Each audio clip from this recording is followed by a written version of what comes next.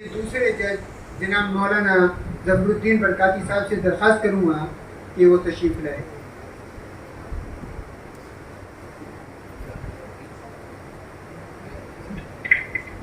السلام علیکم۔ وعلیکم السلام ورحمۃ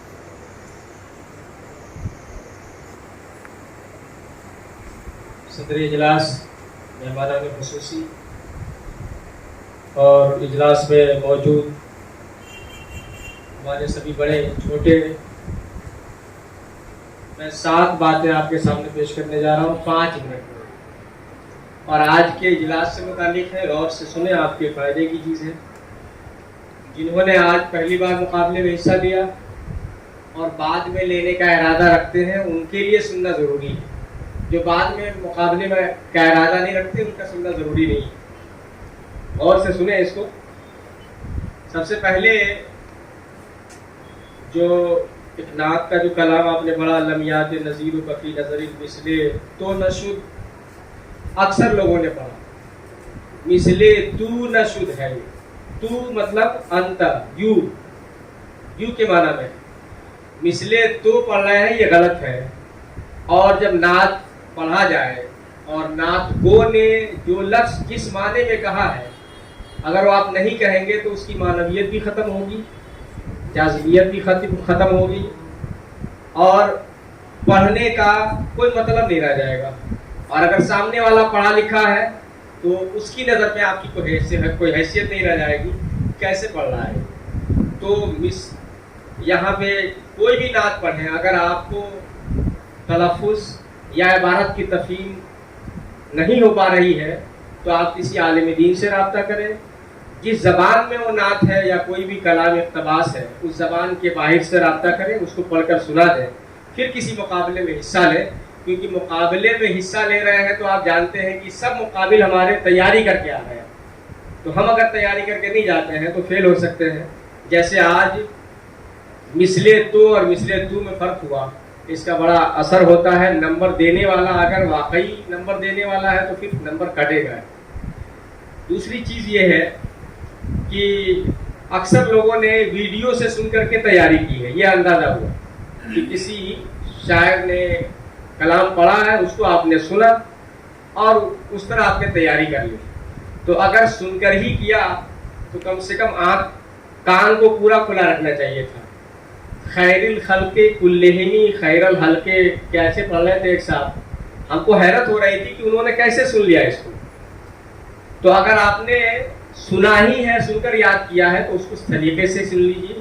خیر الخلق کلہم کو خیر الحلق سن لینا یہ سمجھ میں نہیں آتا ہے، تو آپ غور سے سنیں۔ دوسری چیز اور ہے، ایک یہ ہے کہ جب آپ تیاری کرتے ہیں ویڈیو سے، تو ویڈیو میں جو پڑھنے والا نعت خوان ہے اس نے اپنی مجلس کے مطابق کچھ اشعار زیادہ پڑھے ہیں، کچھ مناسب اور متعلقہ اشعار دوسرے شاعر سے لے لیے ہیں، دوسرے دیوان سے لے لیے ہیں۔ اس جو شعر پڑھ رہا ہے اس شعر سے متعلق اسی کے ہم معنی دوسرے اشعار کو اس نے ضرورت کے تحت استعمال کر لیا، پڑھ لیا۔ لیکن آپ یہاں مقابلے میں کھڑے ہیں تو آپ کو جو کلام پڑھنے کے لیے کہا گیا ہے وہی پورا کلام پڑھیے۔ 5 شعر کی اجازت ملی، آپ نے دوسرے اشعار سے دوسرے شاعروں کے مزید 5 شعر بڑھا دیے اور پھر اس کو بار بار پڑھا۔ تو 5 شعر کو اگر آپ 5 مرتبہ پڑھتے ہیں اور پھر مزید 5 اشعار کو بڑھا دیا، پھر 3 بار اس کو ریپیٹ کیا تو 15 مرتبہ ہو گیا، 30 مرتبہ ہو گیا، تو آپ نے دوسروں کا وقت برباد کیا۔ اور نقصان کیا ہوا آپ کا کہ جو نمبر دینے والے ہوتے ہیں ان کے سامنے ایک چیلنج ہوتا ہے کہ جو لوگ دوسروں کا حق مارتے ہیں ان کا حق کاٹا جاتا ہے۔ اگر آپ نے یہ غلطی کی تو آپ کے ساتھ کیا نقصان ہوا؟ آپ کا نمبر کٹ گیا۔ تو آئندہ کبھی بھی اگر آپ نعتیہ مقابلے میں حصہ لیں تو کسی ایک مصرع یا شعر کو بار بار نہ دہرائیں، اور جس کلام کو پڑھ رہے ہیں اسی کو پڑھیں، الگ سے اشعار کو نہ ملائیں۔ اگر ملائیں گے اور بار بار پڑھیں گے تو اس کی وجہ سے آپ کے نمبر کٹیں گے۔ تو مقابلے میں حصہ لینے والے اس کو ضرور خیال رکھیں۔ اس کا مقابلے میں حصہ لے رہے ہیں، جتنے لوگ حاضر ہیں سبھی مومن ہیں۔ اور نظمی میاں کا ایک شعر ہے، قرآن سے اخیر تک قرآن ہے نعت مصطفیٰ، مصطفیٰ کے محبوب کے بیان کا کتنا انوکھا ڈھنگ ہے، کیسا انوکھا ڈھنگ ہے۔ تو تو قرآن تو شروع سے آخر تک نعت پاک ہے اور ہر مومن قرآن کی تلاوت کرتا ہے، تو نعت پڑھنے میں ہر مومن برابر ہے. لیکن یہاں جو مقابلہ ہو رہا ہے وہ ترنم کے ساتھ تلفظ اور پیشکش کا مقابلہ ہو رہا ہے. اس لیے اگر آپ حضرات ترنم مطلب آواز اچھی نہیں ہے، ٹھیک ہے نہیں ہے، لیکن تلفظ اور پیشکش کو بہتر بنا کر کے آئیں. اگر آپ کا تلفظ درست نہیں ہے نہ تو ترنم کا فائدہ ہوگا نہ پیشکش کا فائدہ ہوگا، کیونکہ سارا مزہ کرکرا ہو جاتا ہے تلفظ خراب ہونے کی وجہ سے. اگر آپ نے ضرورت کو ضرورت کہہ دیا اور اس طرح کی کچھ ایسی غلطیاں ہو جاتی ہیں، بہت خراب لگتا ہے، اور جہاں سماعت کو تکلیف ہو جائے وہاں ممتحن کو بھی تکلیف ہو جاتی ہے، اور جو ممتحن کو تکلیف ہوگی تو اس تکلیف کا نقصان آپ کو اٹھانا پڑے گا، نمبر کٹے گا. اس کا آپ لوگ خیال کریں. نعت گوئی الگ چیز ہے، نعت نویسی نعت گوئی نعت نویسی ایک ہی چیز ہے، اور نعت خوانی الگ چیز ہے. یہ ہو سکتا ہے کہ ایک شخص نعت گو بھی ہو، نعت نویس بھی ہو اور نعت خواں بھی ہو. یہ تینوں چیزیں ایک شخص میں جمع ہو سکتی ہیں، لیکن یہ عام طور سے نہیں ہوتا. جیسے میں نعت گو نہیں، نعت نویس نہیں، لیکن نعت خوان ہوں. تو جب ہم کوئی کلام پیش کریں اور شروع میں جو ہم کہتے ہیں فلاں صاحب کا کلام پیش کرنے جا رہے ہیں، تو فلاں صاحب کا کلام یہ تو درست ہے، فلاں کی نعت پیش کرنے جا رہے ہیں تو لفظوں کے استعمال میں فرق ہوتا ہے. فلاں کی نعت نہیں، فلاں کا نعتیہ کلام پیش کرنے جا رہے ہیں. نعت صرف حضور کی ہوتی ہے اور کسی کی نعت نہیں ہوتی. تو نعت صرف حضور کی ہوتی ہے تو آپ یہ کہیں گے فلاں کا نعتیہ کلام پیش کرنے جا رہے ہیں. تو لفظوں کا استعمال کرنا ضروری، اس کو خیال رکھیں، کیونکہ اگر ممتحن ذرا تگڑا ہو گیا تو دقت ہو سکتی ہے. ایک اور چیز، تجوید میں آپ نے پڑھا ہے، اکثر مدرسے بیک گراؤنڈ کے ہیں اور اسکول میں بھی تجوید کی تعلیم دی جانے لگی ہے.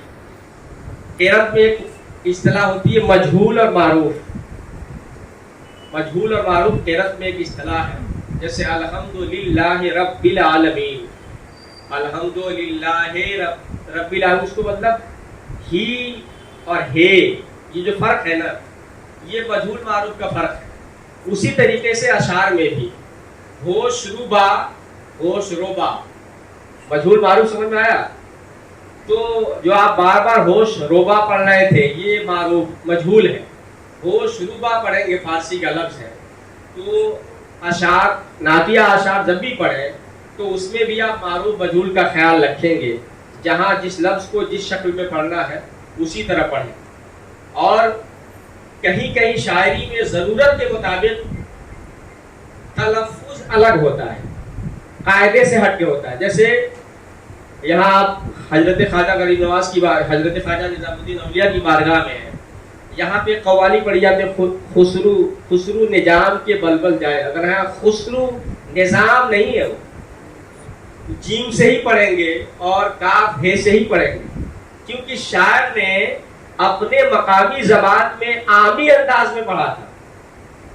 خسرو نے عامی انداز میں مقامی زبان کو وہ شاعری پڑھی تھی، وہ خسرو نظام کے ہی پڑھیں گے. لیکن جب شاعر کا نام بولیں گے یا لکھیں گے تو خسرو نظام ہی ہوگا وہ اصل. بس وہ شاعری جو اس نے ایک خاص پس منظر میں پیش کی تھی اس کا تلفظ وہی ہوگا جو جس تلفظ کو اس نے شاعری پیش کی تھی. باقی ہر جگہ اس کا یہ بھی لحاظ کرنا ضروری ہے. اور یہ لحاظ کب ممکن ہوگا؟ جب آپ پڑھ کے آئیں گے. اگر آپ نے ویڈیو میں سن لیا تو یہ امتیاز کرنا آپ کے لیے مشکل ہو جائے گا کہ اس لفظ کا صحیح تلفظ کیا ہے. اس لیے جس کلام کو آپ کو کہیں پڑھنا ہے اس کلام کو اگرچہ ترنم کے لیے، لے کے لیے، لب و لہجے کے لیے کس انداز میں ہمیں پڑھنا ہے اس کو سیکھ لیجئے، لیکن اس کلام کو کتاب سے ملا لیجئے تاکہ اس کا تلفظ آپ کو معلوم ہو جائے کہ کس لفظ کا صحیح تلفظ کیا ہے. قصیدہ بردہ شریف یہاں طلبہ نے، طالبات نے پڑھا، بہت اچھے انداز میں پڑھا. لیکن یہاں بھی وہی بات تھی کہ جو شاعروں نے قصیدہ بردہ شریف پڑھا ہے اور بیچ بیچ میں ان عربی اشعار سے متعلق مرادف اس کے ہم معنی جو اردو میں اشعار ہیں ان کو بھی پڑھا ہے، تو آپ نے ان اشعار کو پڑھ دیا. اگر 5 اشعار آپ نے حضرت امام بصیری کے یہاں پڑھے ہیں قصیدہ بردہ شریف کے، تو 5 دوسرے شاعروں کے اشعار پڑھ دیے تو آپ نے پورا وقت لے لیا۔ دوسرے یہ کہ جب دوسروں کے اشعار پڑھے جاتے ہیں، آپ لوگ شاعری کی اصطلاح سے واقف ہیں، ایک جو 2 مصرے کا ہوتا ہے، 3 مصرے کا کلام ہوتا ہے، 4 مصرے کا کلام ہوتا ہے، 5 مصرے کا کلام ہوتا ہے، جو بند جس کو کہیں گے مخصص، مخمس، مسمن، یہ سارے۔ اب آپ جو ہے مسمن بھی پیش کرنے جا رہے ہیں اور مسلسل 3 4 مسمن پڑھ رہے ہیں، تو اس میں 25 منٹ آدھا گھنٹہ آپ لے لیں گے تو دوسرے پیش کرنے والوں کا مقابلہ میں حصہ لینے والوں کا کیا ہوگا؟ تو یہ حق مارنے کا سلسلہ بند کیجیے۔ انشاءاللہ تعالیٰ اگر آپ حق نہیں ماریں گے تو ممتحن صاحبان آپ کا حق بھی نہیں ماریں گے۔ قرآن کریم اور احادیث کریمہ رسول کریم صلی اللہ تعالیٰ علیہ وسلم اور تاریخ اسلام کا خلاصہ سبق اگر یہ ہے، ہدایت ہمارے لیے کہ تم مجھے تسلیم کرو میں تمہیں تسلیم کروں گا، تم مجھے مانو میں تمہیں مانوں گا، تم میرا حق تسلیم کرو ہم تمہارا حق تسلیم کریں گے، ایثار سے کام لیں گے، قربانی سے کام لیں گے، تو انشاءاللہ تعالیٰ دوسرے بھی ہمارے ساتھ ایثار اور قربانی کے ساتھ پیش آئیں گے اور ہمارا بھلا ہوگا، سب کا سماج کا بھلا ہوگا۔ ایک آخری بات میں آپ سامنے عرض کرنا چاہتا ہوں، یہ جو انعامی مقابلہ نعتیہ انعامی مقابلہ کیا ہے عثمانی صاحب نے، یہ تعمیری اور تربیتی پروگرام ہے، اور تعمیری تربیتی اجلاس بلانا یہ بڑا صبر آزما کام ہوتا ہے، اور اس صبر آزما کام میں آپ نے صبح 10 بجے سے اب تک ان کا ساتھ دیا ہے، اس ساتھ دینے کو ہم سلام کرتے ہیں اور اس کے لیے بطور خاص عثمانی صاحب کو مبارکباد پیش کرتے ہیں آپ سب کی طرف سے کہ انہوں نے اتنا صبر آزما کام کیا جس میں آپ سب کی حصہ داری رہی۔ اللہ تعالی ہم سب کو نعت پاک مصطفیٰ صلی اللہ تعالیٰ علیہ وسلم سے عشق اور محبت کی تعمیر و ترقی کے لیے جو یہ اجلاس بلایا ہے، اس جذبے میں، اس حوصلے میں ہمیں اضافہ فرمائے اور ہمارے عشق میں محبت میں اضافہ فرمائے۔ اللہ تعالی ہم نے جو اجلاس بلایا اس کو قبول فرمائے۔ السلام علیکم۔